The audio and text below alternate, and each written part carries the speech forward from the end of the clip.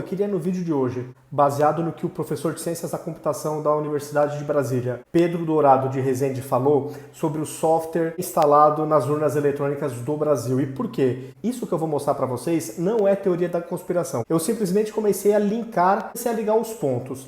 Então logo eu vi esse vídeo do professor, me veio à mente um caso que aconteceu em 2015 da Volkswagen, que depois, até para refrescar a memória de vocês, eu vou ler um trecho de uma matéria de 2015 do G1, tratando desse assunto, onde a Volkswagen fez um software fraudulento, onde ele mentia, digamos assim, ele fornecia dados incorretos sobre os poluentes que eram emitidos durante o teste. E como que ele fazia isso? Então, quando estava sendo testado, ele mudava um pouco o comportamento do motor para que os dados sobre os poluentes que saem do escapamento ficassem dentro da lei. E quando o software verificava que ele já não estava mais sendo testado, aí o carro emitia a quantidade muito acima da lei de poluentes. E vou mostrar agora, para quem não viu o vídeo que eu coloquei nas minhas redes sociais, do professor falando exatamente isso, só que nos softwares da urna eletrônica do Brasil, onde o software, quando percebe que está sendo auditado, ele tem um comportamento correto. E quando ele deixa de ser testado, o software percebe, ele identifica, assim como o software da Volkswagen fazia, e aí ele começa a trabalhar conforme programado, conforme ele foi desenvolvido. Com isso eu estou afirmando categoricamente que tem fraude na urna eletrônica? É óbvio que não, mas eu estou me baseando no que esse professor falou. Conforme eu comentei, no que eu vi esse vídeo, já me lembrei na hora do caso da Volkswagen, que foi igualzinho. O software sabia quando estava sendo auditado, quando estava sendo testado, e ele mudava o comportamento. Então isso é para a gente abrir o olho, ainda mais no país onde o STF não permitiu o voto impresso, que seria uma segurança a mais para quem tem uma pulga atrás da orelha com o sistema da urna eletrônica. Que ninguém pode afirmar categoricamente que ele é fraudulento, mas também ninguém pode afirmar categoricamente que ele não é fraudulento. Então a gente está, assim, é uma questão de confiança cega. Muitos confiam, muitos não confiam. Mas como o Supremo disse que voto impresso é muito caro, e aliás eu tenho até uma sensação de que é muito menos do que se rouba no Brasil com corrupção em um único ano, isso é um sentimento que eu tenho, também não tenho como provar. Mas eu acho que a roubalheira, a corrupção é tão mais cara do que você implementar voto impresso no Brasil. Pessoal, então eu vou colocar aqui o trecho do professor falando essa preocupação que ele tem em relação ao código-fonte da urna eletrônica e na sequência eu vou mostrar a matéria de um caso similar, só que envolvendo a Volkswagen. Então vamos lá, pessoal. E aí vocês tirem as suas conclusões. Pedro Dourado de Rezende, professor de Ciências da Computação. Esse professor foi lá no Senado, tá? Bom dia, professor Pedro. Foi lá no Senado Federal. Bom dia, senador. É um prazer e uma honra estar aqui nessa mesa a convite de Vossa Excelência. Apresentar um pequeno contraditório técnico a respeito do que foi dito aqui na abertura. Em relação ao BU, é um instrumento que serve para auditoria de uma etapa apenas do processo de votação, que é o de totalização, onde os BUs que vêm das urnas eletrônicas são somados. O BU impresso pela urna pode fazer a verificação de que a totalização está correta, mas ele tem absolutamente nenhum efeito para verificar se o software está contabilizando os votos que foram praticados naquela urna corretamente. Para isso, a auditoria eletrônica é um jogo de gato e rato que quem entra para fiscalizar já sabe que o jogo está perdido. Porque o software que vai na urna para fazer trapaça, ele sabe como verificar se ele está sendo fiscalizado ou se ele está ali numa eleição verdadeira, e ele, em podendo alterar a soma dos votos computados naquela urna, ele vai apagar o rastro disso. Em relação à votação paralela como teste de segurança, a partir do momento que foi introduzida a identificação biométrica, senador, ele se tornou absolutamente inócuo para esse propósito. Por quê? Uma vez, o senhor já percebeu como é que os batedores de carteira operam?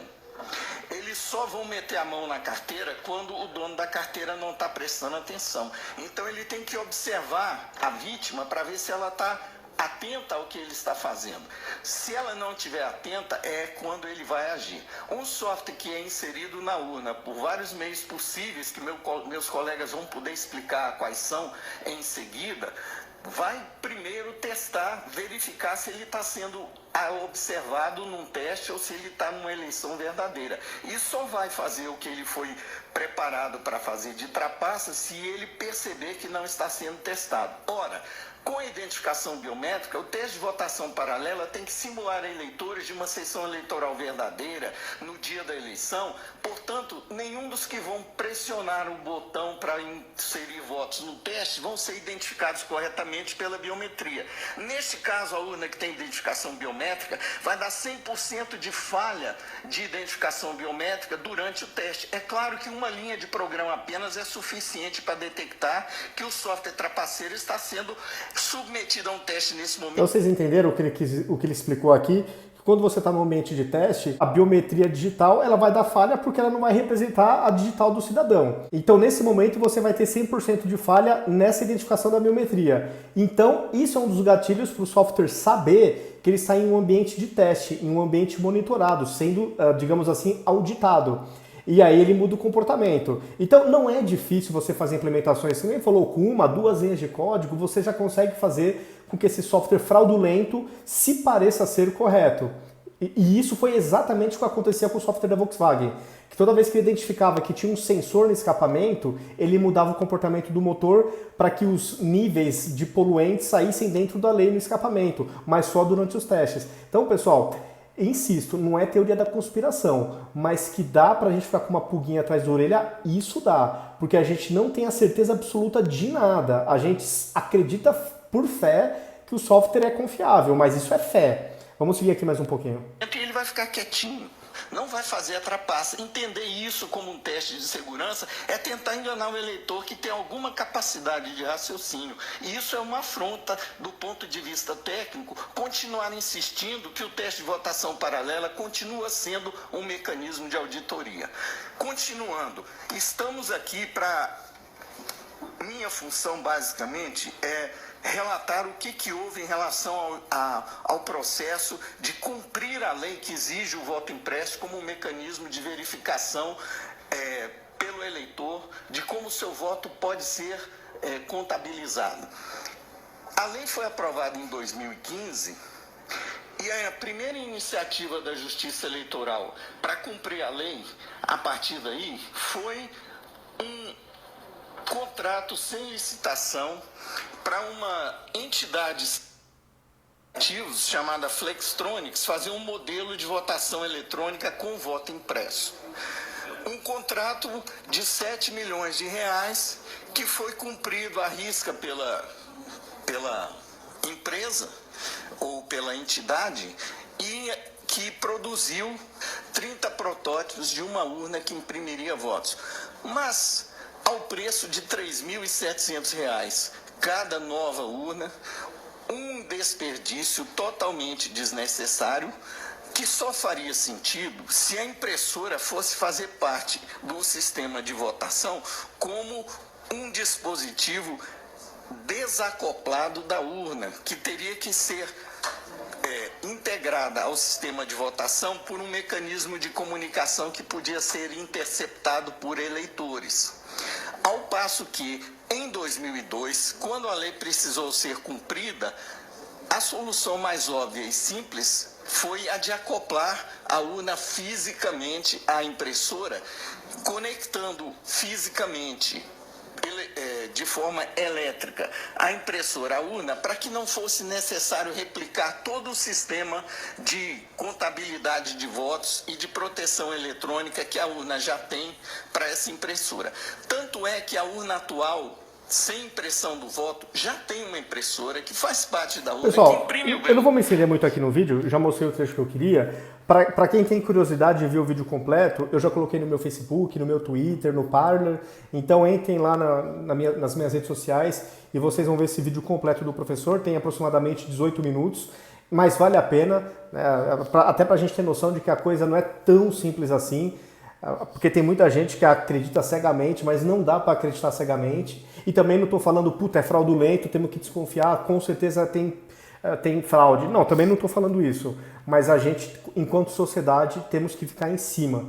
Porque a gente ainda não tem a certeza absoluta de que o software é 100% seguro, 100% não fraudulento. A gente não tem essa certeza ainda.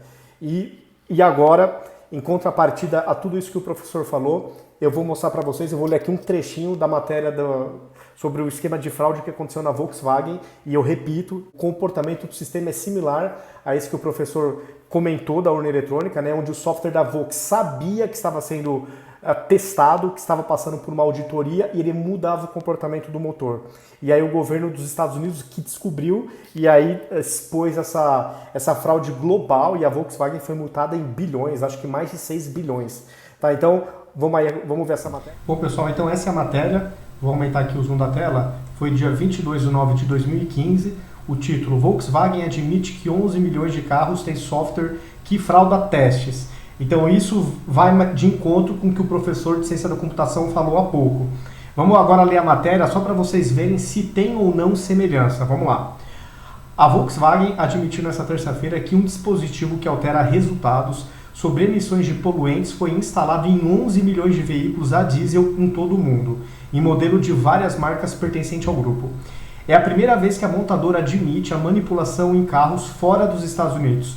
O escândalo veio à tona na última quinta-feira, quando o governo americano denunciou a fraude em 500 mil veículos vendidos no país. Segundo a investigação, o software burla os dados de emissão de poluentes apenas quando os carros são testados, para que sejam atendidos os níveis exigidos nos Estados Unidos. Então percebam, pessoal, essa característica é idêntica ao que o professor está denunciando no software das urnas eletrônicas, ou seja, quando ele identifica que está sendo testado, quando está passando por uma auditagem, ele muda o comportamento para enganar. Então reparem que isso aí não é uma coisa incomum e tecnicamente é uma coisa simples de fazer. Coloca umas condicionais para verificar em que ambiente o software está sendo executado e você consegue burlar. Tá? Então não é nada de outro mundo. Então só continuando aqui, no domingo o presidente executivo da empresa, Martin Winterkorn, pediu desculpas pelo ocorrido, sem citar que a prática envolvia outros mercados além do americano. Isso aqui foi em nível mundial. Nós ferramos tudo, disse o presidente da montadora nos Estados Unidos, na noite da última segunda. Nesta terça, a montadora anunciou que ainda reservou 6,5 bilhões de euros para solucionar o problema e enfrentar as potenciais consequências do escândalo, como multas. Bom, eu não vou ler toda a matéria, pessoal, eu li aqui a parte que interessava, é só para a gente ficar com uma pulguinha atrás da orelha. Será que isso que o professor de ciência da computação está denunciando do software da urna eletrônica pode não ser verdade? Será que a gente tem toda a transparência necessária para ter certeza absoluta que não tem nenhuma forma, qualquer tipo de fraude nesse software? Essa é a pergunta que fica. Bom, pessoal, é isso.